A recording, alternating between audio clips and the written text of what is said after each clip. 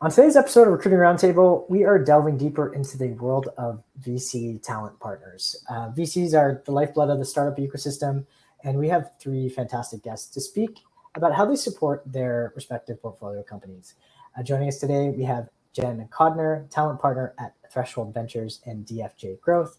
We have Beth Scheer, head of talent at Homebrew Ventures, and Erica Waichman, director of talent at Canvas Ventures. Jen, Beth, Erica, thank you so much for joining. Thanks for having us. Thank you. And fun fact, I think you all know each other, so this should be a good session. So let's start with some intros. Please just introduce yourself. Maybe tell us a little bit about your company and your role within the organization. Let's start with Jen. Okay. I'm Jen Kodner. I am the talent partner for both DFJ Growth and Threshold, which is a longer story, but suffices to say it was one firm that then split into two, and I kept my role in both. And I have two email addresses, a whole deal. So Threshold's an early stage fund. We lead and co-lead the A in both enterprise software and health tech. And then DFJ Growth is mid-stage venture, where it's all technology, but it's a larger fund, so more theses, including enterprise software, health tech, defense, climate. I'm forgetting something, but that's fine. And my role across both is, to work closely with our founders and their leadership teams on all things human capital, and then also just to build a network to support our founders and their teams in being successful. Great, thank you. Erica? Yeah, hi. I'm newer in the venture world. I joined Canvas Ventures about a year and a half ago. We focus on leading Series A and B rounds for fintech, digital health, and AI companies. So we really focus on early stage investing. We've been around for well over 10 years, so we've made investments across a number of different sectors. But we also really focus on go-to-market, so that then leads into a lot of what I do.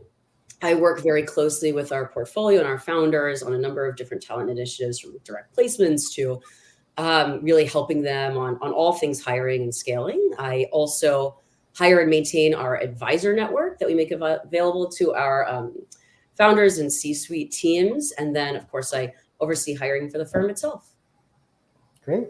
Thank you so much. And lastly, but not least, Beth. Hi, I'm Beth Scheer, head of talent at Homebrew Ventures. Homebrew has been around about 12 years, founded by two former colleagues of mine from Google, and I joined about 9 years ago. We are very early stage investors. We're known for doing seed rounds with a few Series A mixed in, and we have raised 5 funds. So there's about 90 companies across 5 funds. We do not have a specific vertical focus. We are known for fintech just because we've had quite a few fintech investments, but we do real estate tech, health tech, insure tech, climate tech, ag tech, and real estate tech. Great. Well, thank you so much, Beth. This should be a great episode. There's a lot of tech and a lot of interesting companies that you're investing in. So I'm excited to learn more. Lastly, my name is Sean Huynh. I'm the host of this podcast. I work for a company called Rocket. I'm the managing director. I'm also the VP of sales at our sister company, HireFlow. And we work with a lot of startups. So a lot of the work we're doing is helping I think we are doing a lot of work with some of your portfolio companies, helping them hire great people. All right, so let's start with the background, because this is an interesting one. I mean, getting into VC talent is kind of a specific niche within kind of the talent sphere. And a lot of people that get into talent or HR recruiting don't actually start there in their careers. So, I'd love to hear a little bit about kind of maybe earlier in your career and how you got into this space, and maybe if you're doing something different, how you got into kind of the HR and talent space. Maybe we'll start with Beth. So to go way back 100 years ago, I graduated from a small liberal arts college and had no idea what I wanted to do after school. So I tried different things. I think it's important to know what you don't want to do in addition to what you do want to do. And I ended up working in public affairs in Washington, D.C., which led me to a career in PR. After a few years in PR, I realized I wasn't that good at it and I didn't really like it, but I was sort of fascinated when we hired people, like how did they get there? How did they know they wanted to be there? So I was at a startup advertising agency in San Francisco in 1997. And I said to my boss, who was the CEO of this agency, he was an ad guy, and I said, I want to help hire people. He said, great. And he handed me a stack of resumes and said, hire 5 HTML coders. I guess that's what we called engineers then. Okay. And so I was just sort of given a stack of resumes and a new title and had to figure it out. The agency grew to over, 150 people, and I hired somebody to do more of the creative and media. I focused on account management and sales. And that really sparked my interest. And that's when I figured I wanted to really focus on recruiting. I then went to an agency where I just focused on PR and corporate communications because I had a background in that. So I was a little bit more credible, and then ended up at Google. And what was really cool about Google is they really pushed you out of your comfort zone. I mean, they would send you to a client group that you had no sort of experience with. For example, I was on the engineering side of the business for 3 years. I was recruiting PhD engineers. I worked for Google.org.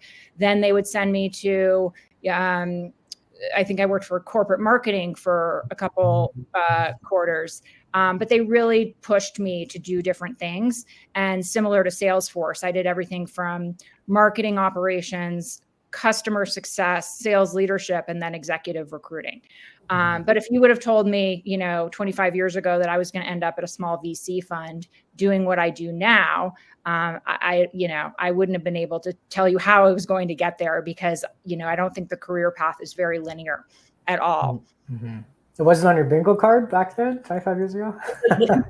I'd assume a lot of those, and Google changes quite a bit, right? I'm curious. I wonder how many of the business units that you recruited for still exist, because there's like Google creates companies and just kills them quickly. Right? Yeah, I haven't thought about that. I was the first recruit. I was hired to build the AdSense team out. Mm-hmm. I'm assuming they're still selling ads. So I think so. Whether they call it AdSense or not, but that was my first group there. And then I was thrown into CorpCom, which still exists. And then business operations, which was the internal consulting division. So basically they hired people who worked at McKinsey to come work there and be the internal consulting division. I worked for Google.org, still there, probably called something different. And then the engineering side of the business. I was on the college recruiting side for a while, and then the PhD research scientist group. And then I think that was my last job there. Mm-hmm. And fun fact, we did maybe cross paths. We were both at Salesforce at the same time. And I know Beth did spend some time in the chilly winters of Toronto in our Salesforce office. So yes. I guess it's good to reconnect. All right, let's go. Jen, tell us about your journey into. Yeah, kind of going into the same way back time machine that Beth did. I didn't start in PR, but I started in sales. So I too didn't know what I wanted to do after college. So I found myself selling software, which, interesting. Technology is interesting, but I did not love selling it. So I did that for a few years and started talking to friends about what they did. And I happened to have a friend who was at a large global executive search firm. She was like, "Hey, you should look at search." And I said, "That seems like a cool career." So I reached out to, at the time there were really just 4 big executive search firms. And I reached out to 4 of them, got a job at one, Russell Reynolds, was there for almost 7 years. And it was awesome. It was an awesome experience to kind of learn how to do search and learn how to engage with clients.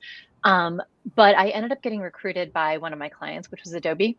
And I kind of built out and ran executive recruiting for Adobe for about 1.5 years. And I wasn't necessarily looking to leave, but I got a call from this company called Box. And they were looking for someone to build out executive recruiting. They were a small company at the time. They were like still, way pre-IPO actually. And pretty small. And they called me. I was like, "I don't think you guys need anyone to come in-house. Like, just use search firms." They're like, "Well, at least come visit us." And so I went to the office just to, I don't know what I was thinking, but I did. And I walked around and kind of got a feel for it. And there was just it was an early stage company. There was so much energy. There was a slide in the middle of the office, like in the lobby. It was just awesome. And so as I was going on this tour and talking to the head of recruiting at the time, I was like, "Hey, how's your search going?" He's like, "We're actually close to making an offer to someone, but would you consider talking to us?" And so a week later, I had an offer. I met the entire executive team and ended up going in. I was at Box for 4 years, ended up going in and building out exec search for the company. I took on end recruiting, and then about 2 years in, I took all of recruiting over and went through the IPO as well, which was super fun. And, I never had really, we were a venture-backed company, so I had exposure to our investors and to our talent teams at our investors. And one of our investors, well, one was DFJ. So, kind of, fast forward to the end, that's, how I ended up here. But another one of our investors was Andreessen Horowitz. And so they recruited me in, and anyway, so that was kind of the start of my venture career, but I ran the go-to-market executive network and then ultimately ended up here where I've been for almost 6 years. And like I said, DFJ was the lead investor in Box. So I've been in this team for quite a while. So I apologize. Sorry for the other candidate. They lost their job because you came in and scooped it up. Yeah, I want to know who was it. Yeah. I hired her when I took you over hired her. all of recruiting. I All hired her to come in and run exec. It all works out in the end. She's still there. She's been there for 10 years. I love it. It worked out well. It's a happy ending. I love it. Erica, what about you? Have you done anything crazy like that? Where you took someone's job and then gave them a new life? I won't tell you where the bodies are buried. Okay. No, I guess I was rare in that I graduated from college knowing what I wanted to do, but I didn't end up actually sticking with it. So I studied hospitality, went to the hotel school at Cornell, and started my career working at beautiful properties, got to work at the Four Seasons DC and a number of just gorgeous hotels all over the country. And my travels ended up taking me out to the Bay, to San Francisco. And I just felt like I kind of hit the wall, both in terms of like the physical, manual, long hours of working in hotels. And it just wasn't quite as intellectually stimulating as I was hoping for. So I knew I wanted to make a switch. I really activated my network and was reaching out to folks, trying to figure out what I wanted to do next. And fortunately, my sister was in recruiting actually at the time. So I'll give my sister a shout out here for getting me into it. She was one of the first recruiters over at Dropbox and put the idea in my head that I really love recruiting. And she was totally right. Recruiting is very similar to hospitality in that you're focused on getting to know people, you're building trust, you're caring about what's important to them and really trying to give them a great experience. But then it also has, I think, some of the creative and analytical aspects that I think I was really missing and craving. And so my first gig in recruiting was with Bink. They were a technical recruiting agency and focused on providing on-site recruiting services. So we would go and physically work at those companies and live and breathe and act like those employees. So I got the pleasure of recruiting at Tesla right off the bat. Talk about going from 0 to 60 in your recruiting career. But that was super fun. Then got to go to Airbnb. Gosh, I forget now what stage they were really at, maybe C or D. They had about 200 engineers at the time. Then went to Shift and then a super early startup called Formation. There were about 4 people when I got in there, ended up staying full time, growing the team to over 100 globally, and then was tapped by a mentor of mine to help her run her recruiting agency. So went back to the agency lifestyle and did that for a few years. It was a ton of fun. Worked with great companies like Carta, et cetera. And then a colleague reached out to me when Chime was about 200 or so people and went over there to run recruiting for, a good chunk of recruiting outside of Eng. So it was data, a lot of go-to-market, marketing, design, product, finance, legal, compliance, so, you name it. Helped them grow to over 1,000, and then left to join Canvas. And I, similar to kind of Beth and Jen, we all kind of have this experience of working both in agency and in-house. And there were parts that I really loved about both. I loved the variety of working with a number of different clients and really feeling like you have a point of view on the market when you're on the agency side. But it's so nice getting to go deep and building relationships and getting to do so much more than just make hires when you're in-house. So I kind of had this hypothesis that venture would be the perfect combination of the two. And from better or worse, it's been pretty correct, actually. It's been a really nice, happy marriage of those two types of recruiting styles. So I guess the the water bottle with company stickers ran out of space a long time ago, but I'm sure I can find a new one. Well, it looks like you're gonna have to add another 40 stickers. Yeah, exactly. So I love what you said, because this is the first time VC Talent Partner said that, being in venture is the perfect kind of medium between agency and in-house. And you're absolutely right about that. So like, thank you for bringing that up. And also I find it very interesting. So we have like PR, sales, hospitality, and I can totally see how all three of those kind of backgrounds just fits perfectly into recruiting. So very interesting to hear. Let's talk a little bit more specifically about your roles. So every VC Talent Partner has a little bit of a different flavor in how they kind of do their job. Erica, if I'm not mistaken, you have 40 portcos. Beth, I think it's 60, and Jen, it's 120. It's wildly different. Right? Like, Jen, you have 3 times as many portcos as Erica does, right? So I'm curious of, like, tell us a little bit about your portfolio and how you use your role and how you kind of support those portcos and founders. Maybe we'll start with let's start with Jen. Jen, you got 100. Okay. You can kick. Okay, I win. It's, and to be fair, it's across 2 portfolios, but yeah, and like the truth of the matter is I don't work with all of our portfolio companies. Like, there are some, especially on the growth side, where we invested super late. It was, we don't have a board seat. We don't have an observer seat. For companies like that, like, if they need my help, I'm happy to make network introductions, but I'm not going to spend a lot of time on them. Frankly, because they have other earlier, investors who were there in the early stages, they're probably closer to. And so I don't spend a lot of time there. So we can kind of push those off the table. Again, I help them if they need it. But the way I think about it is, do we have a board seat? Do we have an observer seat? Kind of how much do we own of the company? I mean, kind of just, I look at it just from that perspective. That's where I tend to lean in a little bit more. And the things that I don't recruit for our portfolio companies, just because there is one of me across both. So that's one thing I don't do. And but what I do is help companies kind of, figure out roles, especially in the early stage. Like, we have a lot of companies who have never, and I know that these 2 women have the same experience, where, we have a lot of founders who have never hired a head of people, a head of sales, fill in the blank. So a lot of my role is education.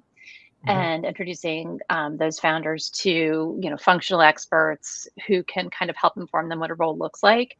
And I do, when I make these introductions, I do kind of pepper in people who could be candidates, but like, I'm not on the hook to make, placements inside of our portfolio. I do sometimes, just because like first head of sales hire is one that's actually pretty easy to seed into a company. But otherwise, I really encourage our founders to kind of talk to a broader swath of people. And that's when I try to bring in one of our search firm partners. So that's, yeah, go ahead, Sean, sorry. No, I just acknowledged. Okay. Okay.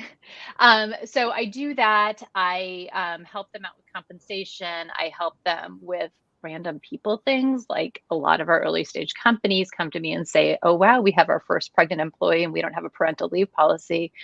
What do other companies do? So kind of giving that, I mean, they're just kind of all of these random things that come up that kind of fall under the human capital umbrella that I help with. And then the other piece of the role that I do, and I talked about this at the beginning in my introduction, is like, the network is key. So I spend probably 40% of my time just talking to people, executives who are good at what they do, either as potential candidates, but more likely like advisors or board members. And then kind of rounding out that network with like getting to know great search partners, comp consultants, coaches, kind of all the people that help me support our companies. Because again, one of me across, 120 portfolio companies, I can't do it all. So I really kind of seek out ways where I can kind of make myself a little bit bigger by bringing in people to help support me. I do run talent for Threshold too. I forgot to mention that. So I help on the investor hiring side as well. So it sounds like, I know we talked about this a little in the pre-show, like, you go where you're needed kind of thing, right? Like, it's kind of like, or it happens organically, where the needs are, you go and you just kind of, it makes a lot of sense. With 120 portcos, I mean, I don't think you can be on top of all of them. It's impossible.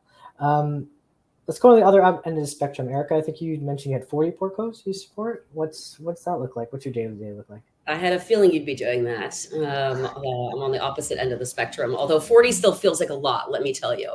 So I don't know how I would do it with 120, but Similar to Jen in that we have certain companies that have been in the portfolio for some time, 10, 12 years. They have more robust talent teams internally, so they might not need my help all the time. But where I find myself spending the most time with our founders is kind of in two key areas.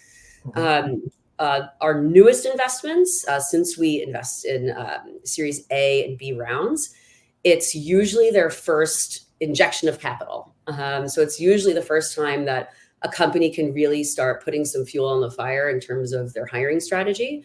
So I'll oftentimes spend more time with those founders, really double clicking on their hiring plan, making sure that their organizational structure makes sense, helping them think about their first compensation strategy, and then just helping them put together, I think, all of the recruiting infrastructure and tools and processes in place so that they can start hiring successfully. So part of it is education, and then the other part of it is putting them in touch again with either the right search partners, or helping them hire a recruiter, or just helping them understand what they should be doing so that they can start attracting and retaining talent for their team. And then what I do is really help support on the go-to-market executive searches that they have sprouting up. It's oftentimes the first CMO or first head of marketing or first head of sales that they're hiring for. So I'll help them define the role and scope, help them put together their interview process. I'll do some top of funnel pipeline support. Again, I'm one person. I can't run all of the searches for 40 companies. So I'll help introduce them to great candidates, both in our network, and I'll do some, outbound, of course, as well. And then make sure that the searches, obviously are successful. And then I guess the third thing that I help them do is on the advisor side as well. So I'll help create and cultivate a great operator network of folks that we really trust, that we can help connect them to, whether they have one-off questions or they need to hire an advisor for a particular scope of work, or they just need some guidance and support. So it's a bit of everything.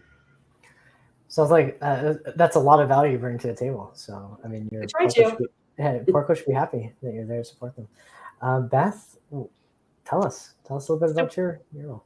Yeah, so we have actually 90 companies. When I started, it was 35, and at Fund One, and I'm thinking, how am I going to, make 35, companies happy? And the reality is, priorities change. I'm never working with 35 companies at once. But first and foremost, I think it's important to understand, the true role of a talent partner is to advise. I tell people, my job is to teach founders how to fish versus give them the fish. There are some talent partners that carry recs and do the recruiting, but most of my colleagues who are in these types of roles don't actually carry recs anymore. So, when I'm trying to explain my job to my parents or somebody who might not work in tech, I say I'm sort of a talent therapist, anything that falls under that people umbrella.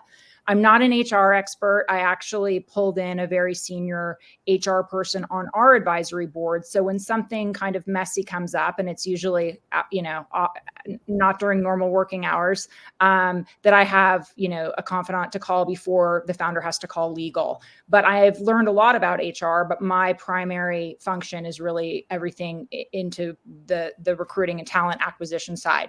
So the easiest way to understand my job is to divide it into three buckets. One is counsel, and that is being a talent therapist. Any questions about recruiting, compensation, performance management, how to run a technical interview process, things like that, how to run reference checks, how to figure out equity when somebody is coming from a really large company. A lot of that is just, it's like leveling job competencies.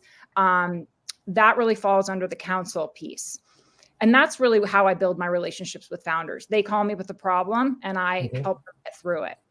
The next piece is the networking or connect. And, everything from getting to know the other talent partners. I have learned so much from my colleagues who do what I do at different funds, because they've solved the same problems that I'm trying to solve. So there's a lot of knowledge in our group. Also, I spend time matching executive coaches with our founders. So I have developed, a great list of executive coaches and help coach my founders on, what questions do you ask if you get on the call with an executive coach, but don't really know what to ask? The other thing I do is I do a lot of demos of HR and tech recruiting, technologies, everything from sourcing platforms to new performance management systems. Recruiting has changed a lot. And there are so many great tools now, usually AI or ML tools, that are going to make the process more seamless. So I'll do the demos so our founders don't have to. And then the last part of my job is the content piece. And one of the things that Homebrew, I think, does well is offers information to people outside of our portfolio. So we open source all of our founder guides, which I write, everything from how to think about sourcing, how to think about compensation, how to think about immigration, how to implement a performance management system, what to do if you get fired, what to do if you have to fire someone, all of those things, how to wind down your company. So not only are we doing that for the Homebrew founders, but if you are a founder in a part of the world where there is no startup ecosystem, we want to be known as a resource. Mm-hmm. And so that's why we open source everything. I would say, as another talent partner, I also use that information quite liberally. I tell Beth when I do, but it's the content's awesome. And we love hearing that because that's what it's there for. Some firms make it private and it's only for their founders, but we want to be able to help everyone. Yeah, I think it's actually been, sorry. No, go ahead, please. I think that's one of the things, a common misconception also just about talent and venture in general. Having joined the venture world in the last year and a half, I've been really overwhelmed by how supportive the venture talent community is, and how everyone is usually really open and willing to just kind of like give you the keys. There's great candidate sharing processes, templates, like you name it. It's not a competitive cutthroat where we're trying to take each other out. I know Beth and Jen because they've been wonderful assets to me over the last year and a half as I've joined. So it's a really wonderful community.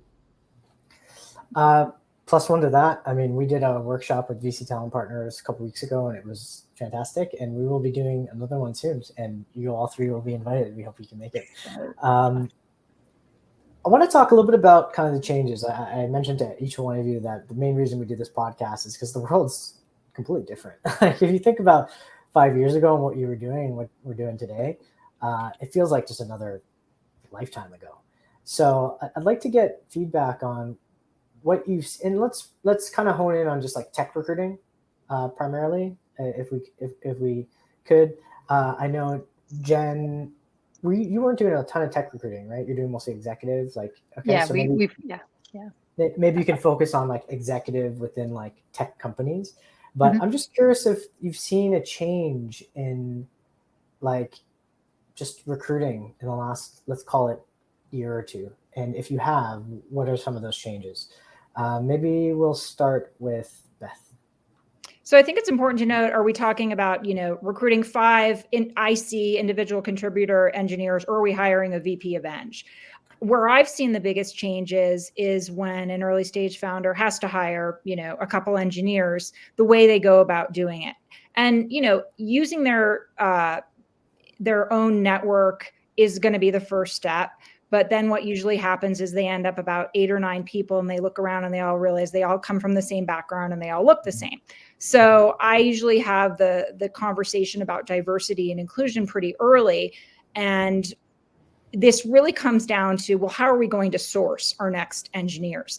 And, 15 years ago, in order to do that, people were literally going through, LinkedIn and picking up the phone and trying to get people's email. I mean, that's not happening anymore, especially for engineering. People are just not going to respond. So now all of these sourcing platforms that have come up since I've been at Homebrew is when I really started to look into them. There are ways to find these candidates and fill the top of the pipeline that we never had before. However, like when I was at Google on the engineering side, it's hard to even call it recruiting because people were coming to us. We had a system where we would go out, do tech talks at universities, and people would apply. We were not having to go out and find candidates. It's very different when you are an early stage company and nobody's heard of you. And you probably haven't even put out a press release about your company because you're in stealth mode. So the way you go about sourcing is very different. So I think the way that IC engineers are being hired, aside from, just networking within the investor community and within the founder community, is leveraging these tools. And I don't promote just 1 or 2 tools. There's probably 5 to 7 great tools out there that are going to make the lives easier. And it's also more cost effective. Again, 15 years ago, I would have said, hire a great technical, contract recruiter who possibly charged, anywhere from $100 to $175 an hour. This is a much more cost effective solution that's going to help fill the pipeline. Do you mind sharing a few of those tools? I think our listeners would be interested. What are some of the tools in your toolkit? So my go-tos are Fetcher, RecruitBot. There is a new one which I really like, Plug for Square Peg Hiring.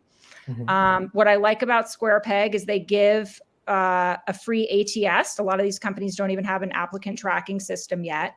And they're offering a great promotion too. Again, I'm not promoting them, but I just think they're really good, and they're very good to early stage companies in terms of price point. Interesting. That's cool. Let's kind of go to Erica. What have you seen change? And also, I know you mentioned tooling, so kind of I could talk about fun tools all day. Why we start there? Why don't we start with the tooling? I completely agree with what Beth said. I think that in the last couple of months or even year, there's been so many advancements with recruiting tools and technology that early stage teams have put off the need to hire a recruiter because they're able to rely on some of these great systems. So I know one of our portfolio companies, I haven't personally used it, but they have been raving about using Dover. Dover is essentially a ATS that will review applications for you. So it saves you a tremendous amount of time there, and will craft outbound messages and actually source for you. So not only will they build lists, but it will do all of the drip campaigns and conduct outbound on your behalf. So if you're thinking about, an early stage team, a bunch of engineering leaders that have no idea how to even source on LinkedIn, that saves you a lot of time. They've made a number of hires using them. I have heard really great things about Find'em. It's kind of another alternative. I don't think they do an ATS, but what's kind of interesting about their automated sourcing is that they're scraping not just from LinkedIn, but all different areas of the internet. So it's a pretty robust database, and you can put in things like, I want to talk to the marketing leader that was at Box when they were Series B, and stayed with them to this particular stage. It'll find that particular person for you. So some really cool filters in there. What was the other part of the question? Remind me. It was what else has been changes? Yeah. What are you seeing changes in, Right. Thank you. At the end of the day, there are always new interesting trends that come up, like crypto, AI, new fields, new technologies, et cetera. But I think that talent acquisition ultimately comes down to the laws of supply and demand. It is job seekers versus jobs themselves. And I think that there are a lot of folks who have been in tech for 10, 15 years and haven't seen a market like today when there's perhaps more job seekers than there are jobs at the moment, right? And so you kind of see behavior change a little bit. I think that it's been good in some ways. Leaders are definitely scrutinizing their hiring plans and their budgets, and they're being a lot more intentional about who they hire and when. But I've actually also seen, and maybe Jen and Beth have or haven't seen this as well, but even at the leadership level, going back on what you said about referrals, I've found that folks have found that they can just kind of go out, activate their network, get a couple of referrals for really key leadership hires, which is awesome, but then will maybe forego a proper interview process. And when you do that, you don't always do yourself a great service, even though you've made the hire a lot faster. There's a lot to be said for calibrating on a role, seeing a diverse set of candidates, and kind of running a proper process. So it's important to try to avoid that temptation because there can be risks associated with it. So you want to find a happy balance in between. And Jen, maybe you can take this question from an executive hiring lens, because I know that's kind of your sweet spot. Yeah, for sure. And I will, although Erica did take part of my what I was going to say, which is there is much more supply than demand right now, and which it kind of it's for our companies, it's actually proven to be great in terms of just like going out and looking for talent, and that's at all levels across all functions. I'll just kind of put that generally. If I look at though executive hiring, truly what Erica said also was right, which is our companies. I mean, it's changing as we speak because we're starting to frankly write more checks, so companies are feeling a little bit more flushed with cash. But I would say over the past year, leading up to this, our companies really were having a hard time engaging search firms. So anytime there was a search kind of on the plates of a leader, it was always like, hey, don't you just have another, few candidates for us to talk to? Yeah. And I mean, I've kind of corroborated this with my colleagues across other firms, and it sounds like everybody's kind of hitting the same or was hitting the same thing anyway, which is like, that it's at some point it's going to run dry. And like, I am like, the conversation that I always have is like, hey, like, I'm happy to give you like 5 people who I think could be great. Are they the best for the role? I don't know. I'm not in the market all day, every day on this particular role. So you're really, best served by bringing an expert who is in the market all day, every day on the role. So I'm seeing our companies be a little bit more open to then kind of truly bring in an expert. But I'd say for the past year, it has not been that way. Yeah, we're feeling it on our side, so we can see that. But it's crazy how things change, right? Because in 2021, we're turning away customers, right? We're like, sorry, we can't help you. I don't. I mean, I can't believe this. Like, time is just flying. I feel like we just got started. So this is gonna be the last question. I want to ask, what kind of you're looking forward, right, in the next 2, 3, 4, 5 years. What are some things in the world of recruiting and in talent that get you excited, that you're really looking forward to, or that you hope to see in the coming months? We'll start with Erica on this one. Yeah.